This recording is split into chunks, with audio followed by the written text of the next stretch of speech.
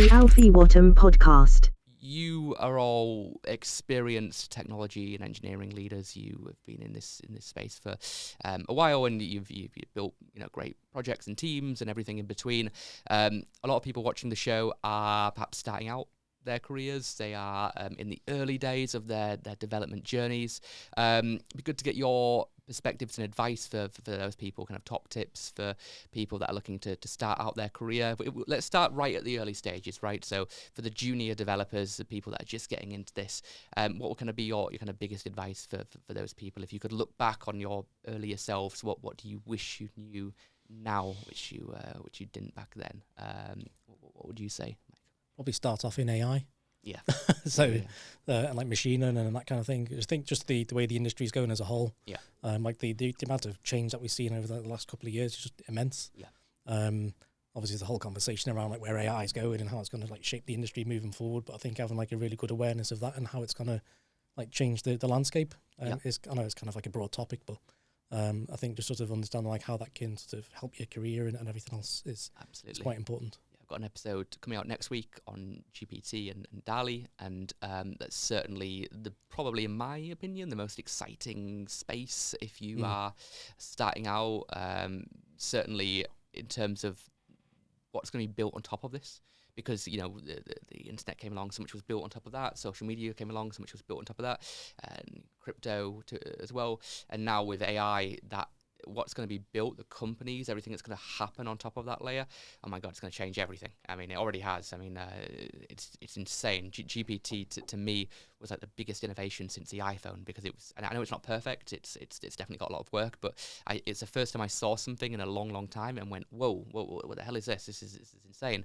What would your advice be, Jess, apart from getting involved in AI, machine learning? What else would you recommend juniors to do? Yep. So tech is always changing, and we know that just from what we've seen in a few years. So I would take the chance while you're a junior developer and pivot around different areas of tech.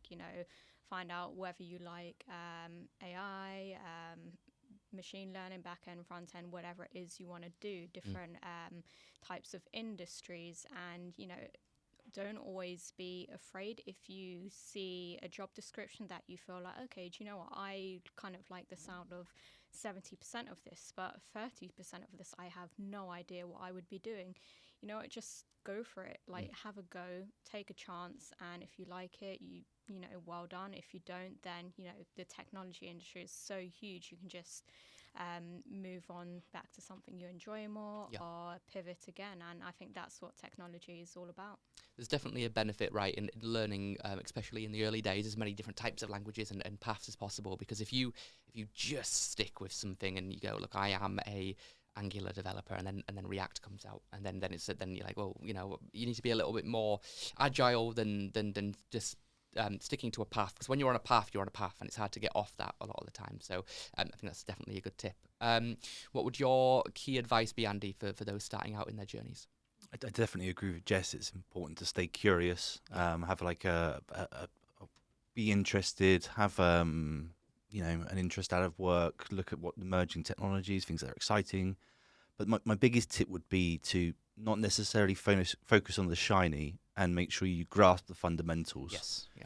Because there's fundamental aspects to programming that will cross languages, and they'll arm you well for your entire career, from an AI perspective through to like a normal, more traditional software development perspective.